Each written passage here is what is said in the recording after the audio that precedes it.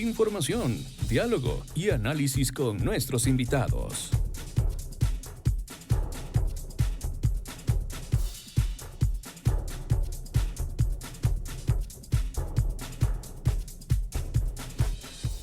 Son las 7 de la mañana con 21 minutos, amigos. Días atrás, el denominado Foro por la Democracia hizo pública su posición respecto a una posible asamblea constituyente. Allí se destaca, por ejemplo, en un comunicado que fue emitido y suscrito por varios juristas del país, que desde el Foro por la Democracia se expresa justamente esta postura, considerando que en el contexto actual del país convocar a una asamblea constituyente generaría un clima de incertidumbre e inestabilidad y un gasto aproximado de 200 millones de dólares, cuestión que el Estado no puede permitirse, especialmente cuando se enfrentan graves problemas de seguridad, salud, justicia y educación. Esto es parte, insisto, de este comunicado que fue emitido por el Foro de la Democracia. Un documento que fue suscrito, entre otros, por el constitucionalista, por el ex juez constitucional Ramiro Ávila, analista jurídico, quien ya nos acompaña esta mañana y con quien vamos a mantener un diálogo a propósito de este planteamiento que sigue en el debate público. Doctor Ramiro Ávila, muy buenos días, bienvenido. Le saluda Belkis Sánchez. Belkis, qué gusto verle y oírle. Un gusto saludarle a usted y también a todas las personas que nos están escuchando. Y un gusto tenerlo con nosotros en esta ocasión vía telemática. En todo caso, gracias por atender esta entrevista, doctor. ¿Por qué esta postura? Yo decía en la presentación de esta entrevista, es un tema que se mantiene en el debate público. No se conoce a ciencia cierta los términos de esta propuesta del gobierno nacional de ir hacia una nueva constituyente, de cuáles serían estos cambios que se procuran a la Constitución de la República, pero ya hay muchas voces que se han pronunciado a favor y en contra de esta iniciativa. ¿Por qué la postura del foro? Creo, Belkis, que hay una preocupación básicamente por las expresiones del ministro de la Gasca. El ministro de la Gasca ha enfatizado en la necesidad de una reforma constitucional, pero creo que la preocupación gira alrededor de el cómo está pensándolo y también es preocupación en relación al qué mismo quieren reformar. En el cómo el señor de la Gasca ha dicho básicamente que se va, que no va a respetar el artículo 444 porque según su lectura no se necesita, por ejemplo, el elegir a asambleístas y que se podría hacer una reforma constitucional, una asamblea constituyente, ni siquiera una reforma de acuerdo con el número de asambleístas que tenga afines. También nos preocupa esa idea de los notables que lo ha dicho el mismo presidente de la República. Y me parece que estas dos expresiones sobre el cómo, notables por un lado, y la otra que no va a haber elección para los asambleístas, me parece que va a ser una vulneración al artículo 444 de la Constitución que establece el mecanismo de reforma. Entonces, este comunicado que usted hacía referencia, hacemos un llamado a atención varios juristas, constitucionalistas y también gente dedicada a la ciencia política sobre, básicamente la una es que es una inversión social que es innecesaria porque se pueden hacer las reformas por otros mecanismos que son menos onerosos en términos económicos y también de energía democrática que requiere un proceso de estos.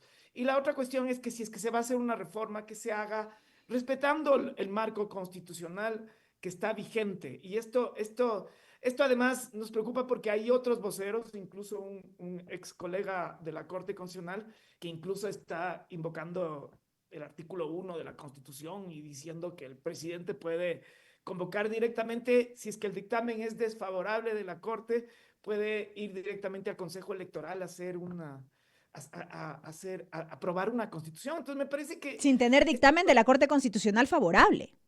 esto es, por ejemplo, para mí es como, si es que, básicamente el ex juez de Herrería decía que si es que la Corte no es sensible porque según él, el 90% de la población ha votado por una asamblea constituyente, como que las últimas elecciones hubieran sido un proceso de referéndum.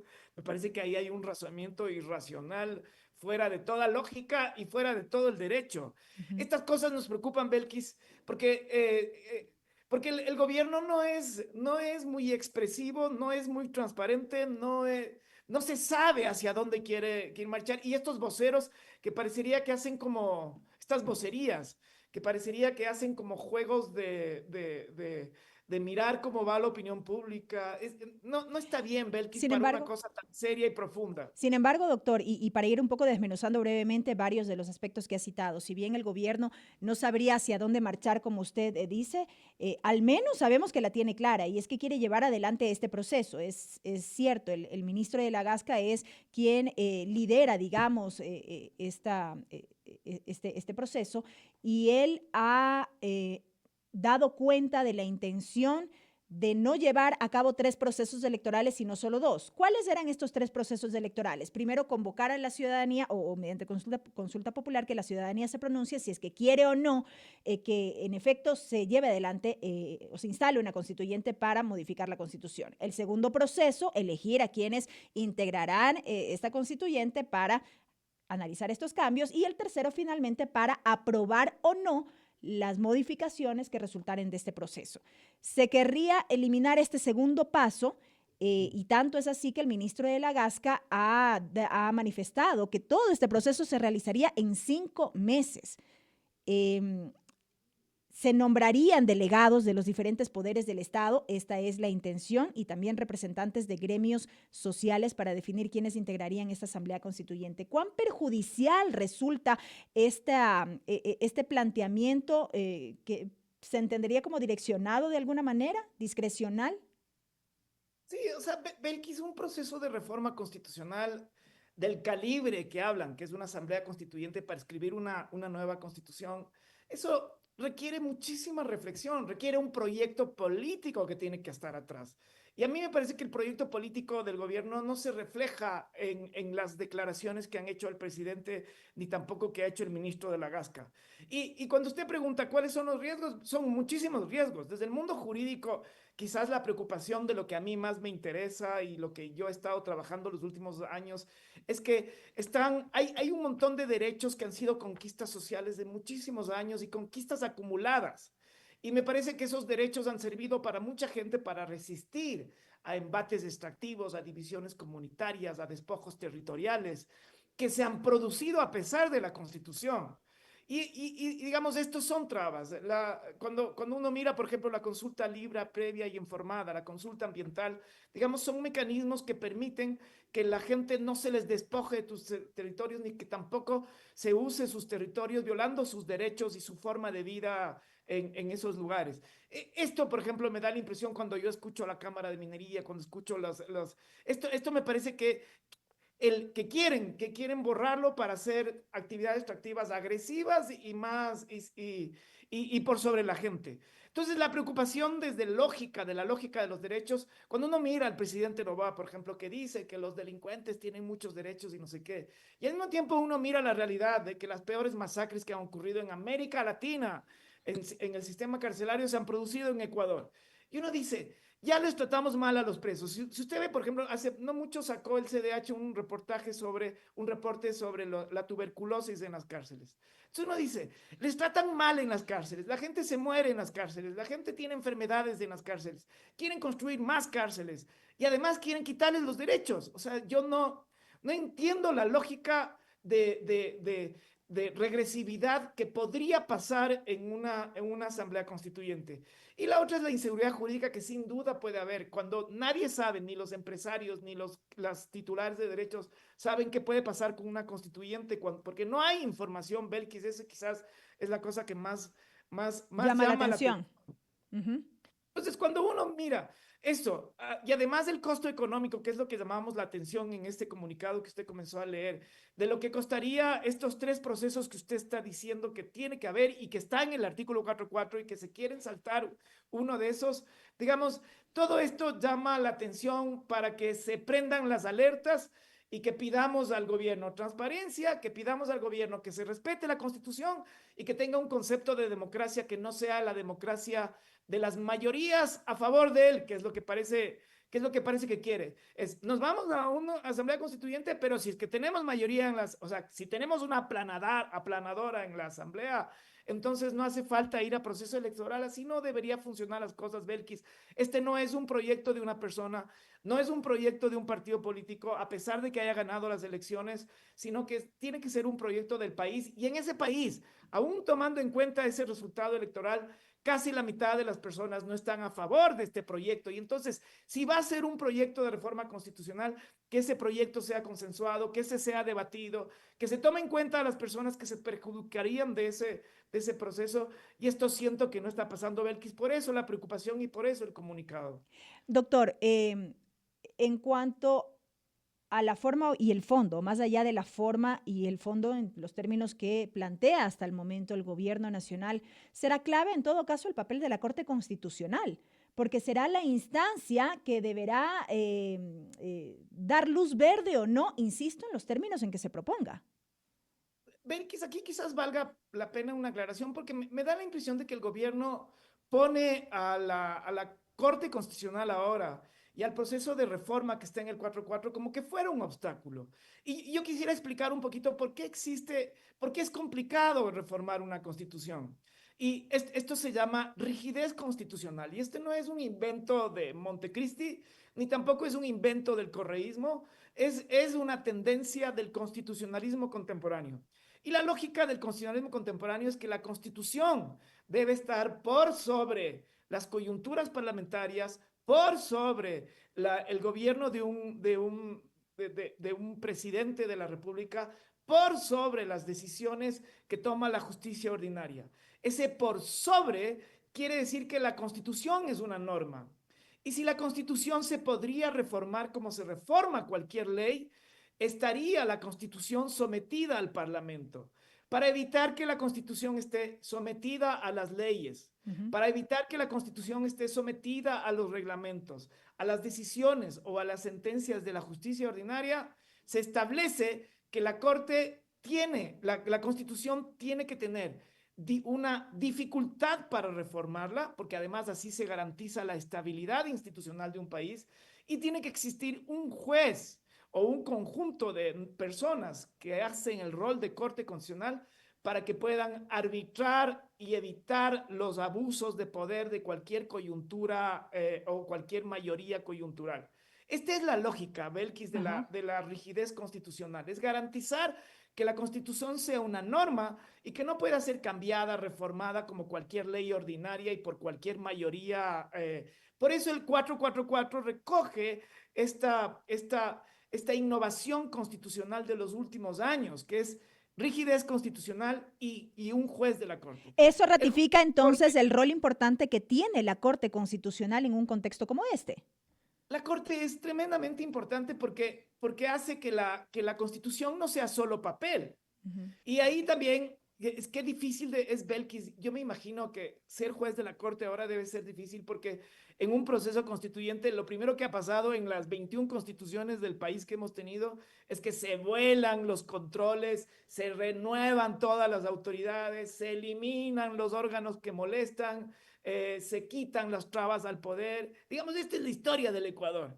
Y a mí me da la impresión de que si es que van a hacer un acto arbitrario del tipo irse directamente al Consejo Electoral, no respetar los 3 pasos que usted acertadamente los mencionó y solamente tener 2 porque tiene una mayoría en el Parlamento. La primera cosa que van a hacer en una asamblea constituyente, Belkis, es que si es que ha sido un estorbo la Constitución, o se eliminan la Corte Constitucional o eliminan a los jueces y juezas que están ahí. Yo supongo que esto debe estar digamos, en el radar. En el radar y en el ambiente de los jueces también. Y digamos, esto no es sano para una democracia y tampoco es sano para un país que requiere institucionalizarse. Y la Asamblea Constituyente lo que va a hacer es, otra vez, vamos a tener nuevas autoridades, nuevos proyectos políticos comienza de nuevo. Cuando el presidente habla de refundar, yo tiemblo, Belkis, tiemblo. Porque lo último que se ha hecho en el país es refundar desde hace 1830. Y lo que tenemos casi siempre es concentración de poder, abusos de poder, violación de derechos, mal uso de fondos públicos, y esto no es refundar el país. Yo no siento, Belkis, yo no siento que en el debate, las cosas que cuando al señor de la Gasca le preguntan, ¿qué quiere reformar? Habla del Consejo de Participación, que hay consenso, habla de algunas cositas, habla el presidente habla de la competitividad. ¿Qué será la competitividad? Habla de la seguridad. Hemos tenido 10 estados de excepción y seguimos con masacres, seguimos con muertes violentas, seguimos con crimen organizado. Si no hay un proyecto político, la Constitución no va a ser la panacea, Belkis. Correcto. La Constitución, o sea, hemos reformado todas las constituciones y el país casi siempre va para peor. Entonces, no va por ahí la solución a los problemas profundos de este país. Y hacia eso quiero ir, doctor, y con esto quisiera concluir. ¿Necesitamos entonces, sí o no, modificaciones a la Constitución? ¿Se necesita una constituyente? ¿Se necesitan reformas parciales? ¿Se necesitan enmiendas? ¿Qué es lo que necesitamos? Belkis, yo le diría, lo que necesitamos como premisa es respetar, cumplir, garantizar los derechos que están en la Constitución. Si eso pasaría, digamos, este país se transformaría enormemente. Es la primera cosa que le diría. La segunda es que creo que sí hay aspectos de la Constitución que merecen ser cambiados. Sin duda alguna, el Consejo de Participación Ciudadana no ha sido el órgano representante de la participación de los 18 millones de ecuatorianos que vivimos en este país. No ha sido. No ha sido. Entonces, sí se puede cambiar porque ha sido un botín político. Creo que hay que hacer algunas reformas y algunos cambios al Consejo de la Judicatura porque se ha convertido en el órgano de vulneración de la independencia judicial y se ha convertido en un monstruo burocrático. Creo que también hay que cambiar la lógica del Consejo y del Tribunal Electoral que han estado, digamos, que no han podido garantizar la independencia electoral y que han tenido miedo por mil cosas a los grupos de poder que han estado de turno.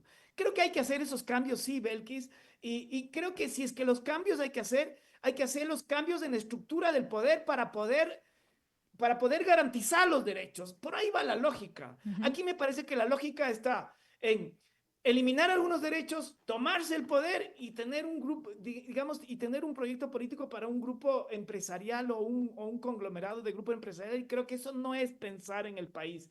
Así que, Belkis, resumiendo, hay que respetar la parte dogmática, los derechos de la Constitución, que son un avance y han sido, digamos, un mecanismo de protección a pesar de que no siempre han funcionado. Y hay que cambiar la estructura poder encaminada hacia la garantía de los derechos y no hacia el fortalecimiento del poder de turno. Correcto, doctor. Y con esto me quedo. Le quiero agradecer por estos minutos, por haber atendido esta entrevista. Un abrazo, Belkis. Muchísimas gracias al doctor Ramiro Ávila, él es analista jurídico, ex juez constitucional, dialogando aquí en la primera emisión de MQ Noticias alrededor de esta propuesta de nueva constituyente que impulsa el gobierno nacional. Son las 7 de la mañana con 38 minutos, amigos.